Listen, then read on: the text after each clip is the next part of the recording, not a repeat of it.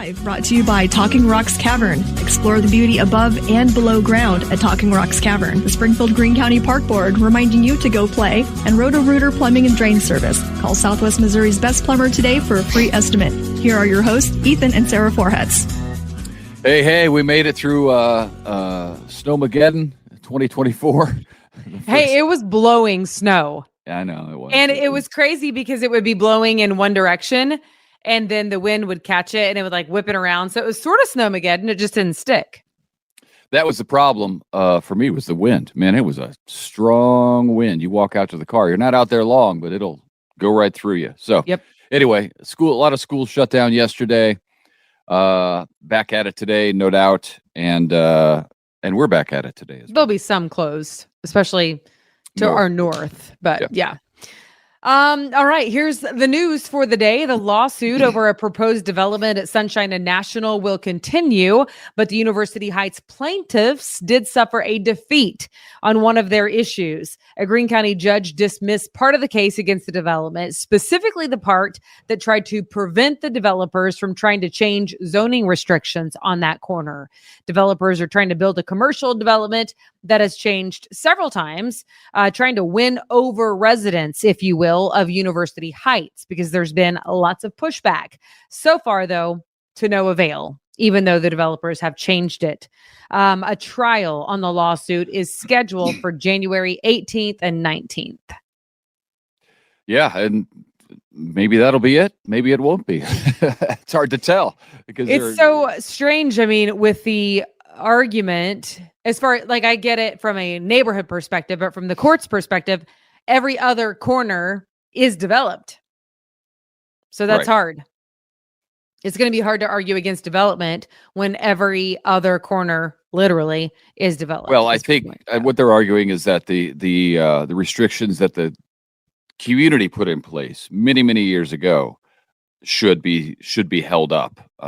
So judge will decide. I know, but they haven't been held up yet on any of the other three corners. But I don't know if those were like similar restrictions. You know, maybe not. Yeah, because I guess one of them is University retail. Heights. The other two are not necessarily retail. I mean, it's development, but it's not retail. I don't know. Anyway, it'll be interesting nonetheless. Oh, and it's a different neighborhood than University Heights. University Heights is that corner. Right. Yeah. So they have different restrictions. All right, now to this. Teachers, students, parents, friends, family, lots of people, no doubt, will gather on Friday afternoon to celebrate the life and legacy of teacher Jennifer Bryant. She was killed in a crash on I-44 last Friday after she left Hillcrest High School at the end of the school day. She taught science there for 20 years and was dearly loved. The celebration of life will be at the Ozark Empire Fairgrounds inside the new Wilson Logistics Arena. Big space. Mrs. Bryant leaves behind a husband and 3 children. A GoFundMe account is set up to collect donations for her family. And no doubt that will be a big crowd showing up there to show their support for her family and just to mourn her loss, because it's clear just in the response that you've seen from people in the community, on social media, in stories that the principal, big impact on a lot of lives. Public comment and a school board vote on the future of Robberson School will now happen on January 16th at 4 p.m. It had been scheduled, as you recall, us talking about, for last night, but was postponed because of winter weather. Springfield Public Schools Administration is recommending closing the 100-year-old Robberson School and sending its roughly 150 students to the new Boyd Elementary School. The board will also make a similar decision about the fate of Pershing School. The board could move elementary students from Pershing to other schools and keep Pershing just as a middle school. That's the recommendation. Again, the decisions are now set for January 16th with some public comment time ahead of the decision time. Springfield-based Convoy of Hope is responding to the tornado outbreak in the southeastern United States over the last couple of days. Deadly storms hit a handful of states from Texas all the way over to Florida. Several tornadoes caused a big damage path across many miles. Convoy of Hope's disaster teams are currently deployed to deliver essential relief supplies for survivors of those storms. just in the panhandle alone of Florida, a tornado hit an RV park yesterday, sending several people to the hospital. I think the death toll at last check, I saw that it was 2. It may, as they search for people, it may go up. Well, it looks like progress is moving forward on a second Target location in Springfield. It'll be located on the southeast corner of West Bypass and Sunshine Street. So opposite side of town as the current one. Paperwork for the sale of the property to Target has been finalized. It's on a 23-acre parcel of land that used to house a manufactured home dealer, which I know the one. I used to drive by it all the time. So I think people are pretty familiar with that area. It's expected that Target will build a $30 million store there with additional space from other stores and 3 standalone pieces of land for restaurants and for some other stores. That'll be interesting. I will say Target is always busy. So, I'm sure that they will do fine business over there. Well, I feel like we've been talking about that area of Springfield and the development coming there because we used to work on Sunshine and we were in the news. So it was part of what we covered for many, many years. It seems like we've been waiting for Target. We've been waiting for other restaurants. And every now and then you'd hear the name of a big restaurant that was going in there. And so far, nothing. Yep. Well, here we go, because it's done. It's a done deal. So this is interesting. More than 60 years after the Come and Go brand came to be, talking about the convenience store now, apparently Come and Go brand is going to be phased out by 2025. I know. It's crazy. What?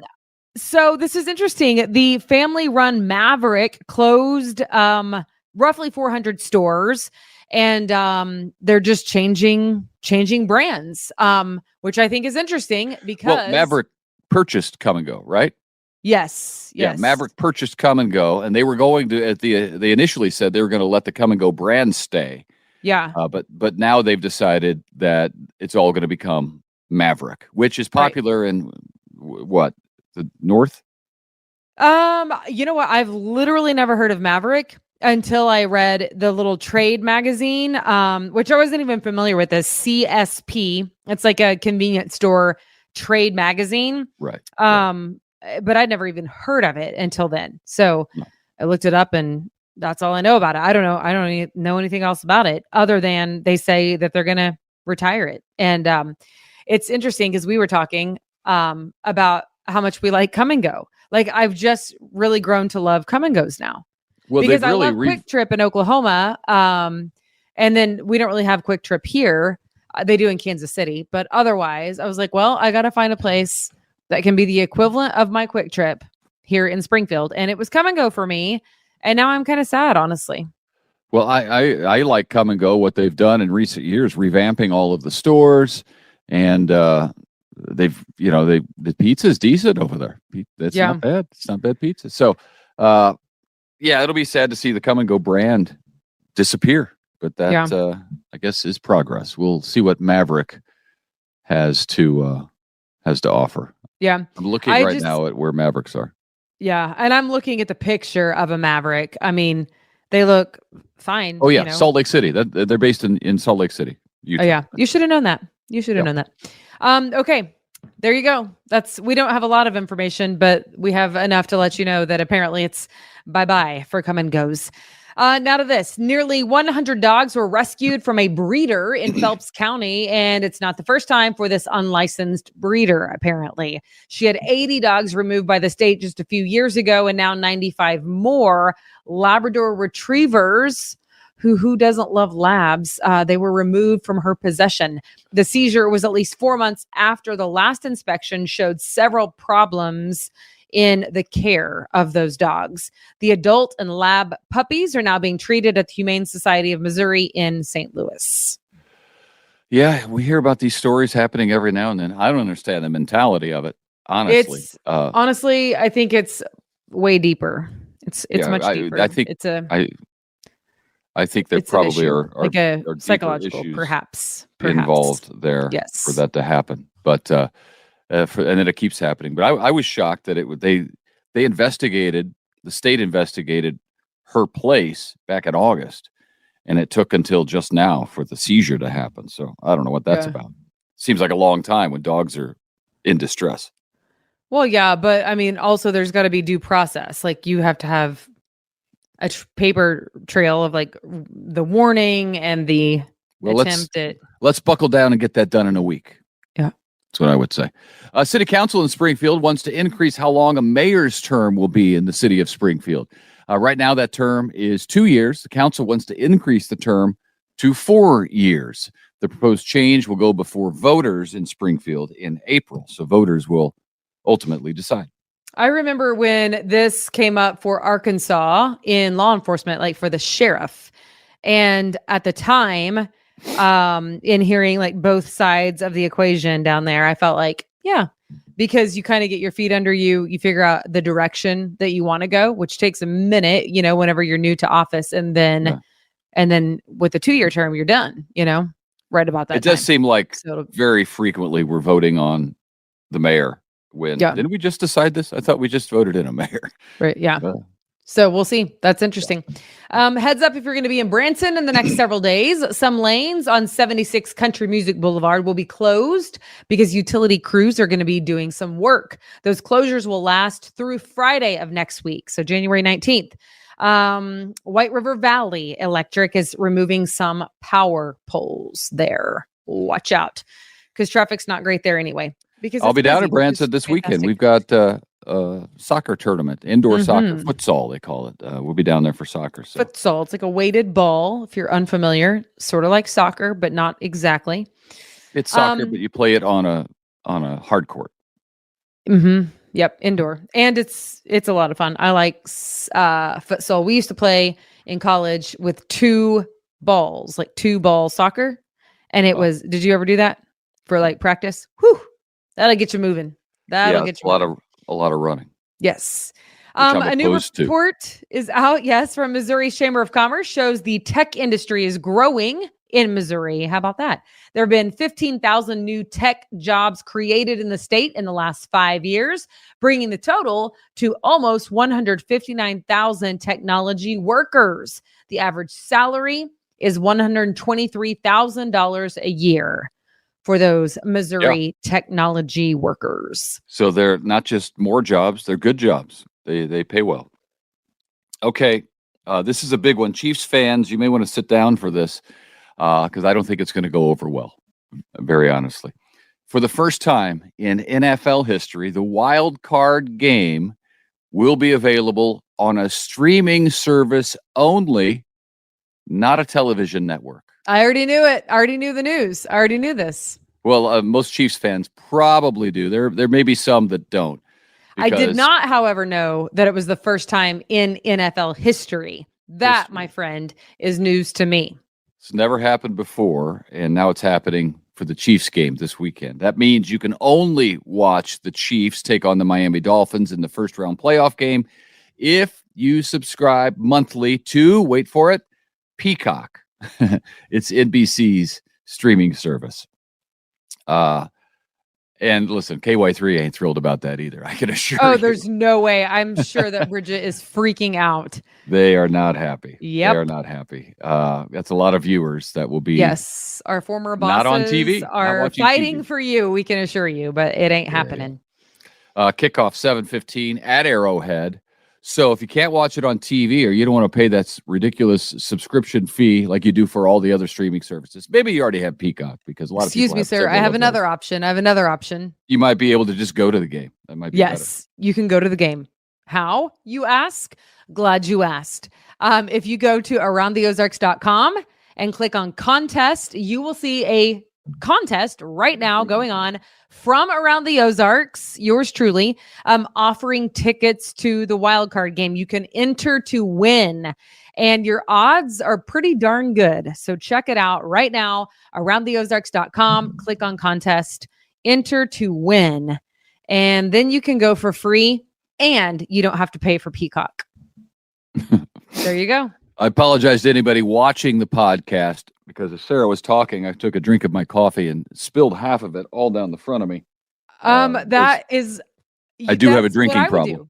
I would do that. That's what I would do. I do have a drinking problem. Apparently you do. We didn't even know it. But so sorry about that. For the people who are listening, you caught none of that, but I probably look like an idiot on the video.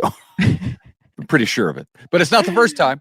So right. I got that it's going not the first time. It's not the first time. And you know what? It's not going to be the last. I can assure you of that. Okay, guys. Thanks for tuning in. Happy Wednesday. Bundle up.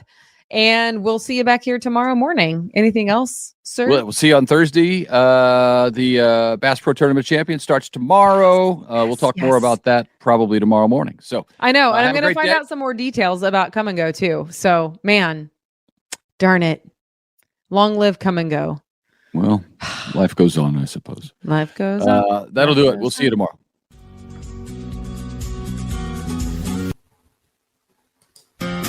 It's time for Around the Ozarks Wake Up Weather, sponsored by Scooters Coffee and Rescue Towing. Here's your host, meteorologist Abby Dyer.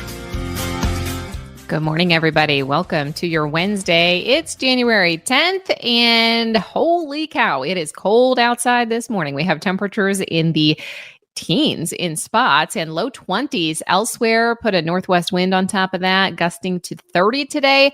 And wind chill values are down in the low single digits. So you need all the winter gear today. The good news that I have for you is that there's no active precipitation that's going to fall today. Doesn't mean there won't still be some slick spots on the roads. However, some refreezing happening on some of those side roads, the slushy snow that was just kind of watery yesterday.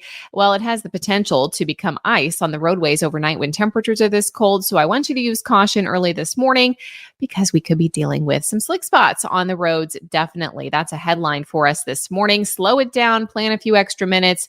But today is a day that we kind of dig out of the deep freeze. However, it's not going to be very warm this afternoon. I have highs in the mid 40s for afternoon numbers.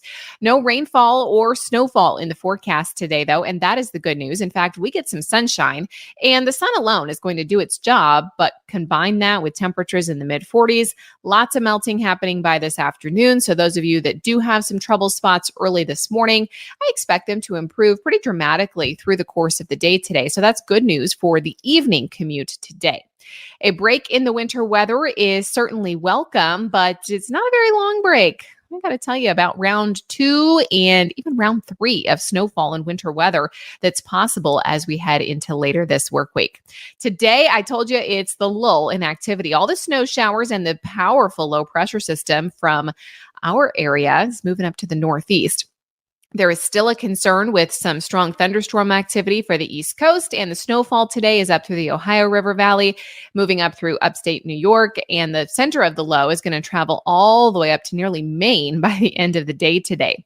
We will see a few days of some partly sunny skies. That's today and tomorrow before the next very powerful low pressure system pushes in. That one is going to bring us a second round of winter weather for the week, and I think it could accumulate here. Once again, this event looks like it will be one of these rain changing over to snowfall events, so there are still a lot of uncertainties with this. But the key message here is that I'm monitoring another storm system that's going to bring snow chances to the region Thursday night into early Saturday morning. Plenty of uncertainty in timing and track with this one, just like the one previously. It's not until, like 2 days before that we really start to sample this storm with weather balloon data and get a good handle on where it's going. So remaining unknowns with this system include the exact track, the precipitation types, and the potential snowfall amounts. All I can tell you right now is that there's the potential for a rain changing to snow event again for late this work week on Friday. And it could be one that could be impactful for us, meaning accumulating snow, slick spots on the roads, and impacts to area travel. Then a third chance for winter weather exists by Sunday of this weekend. It's a holiday weekend, of course, with Martin Luther King Jr. Day on Monday. So I know a lot of you maybe have some plans or you have some travel. This weekend, there's 2 potentials for winter weather that could disturb road travel. So it's definitely something that we're going to want to watch closely as we go throughout the work week. The other big story here is that unlike this system where temperatures were kind of hovering around freezing when the snow was actively falling, the numbers are going to be much, much, much, much, much colder this time. I mean, this drop in my extended forecast is pretty phenomenal.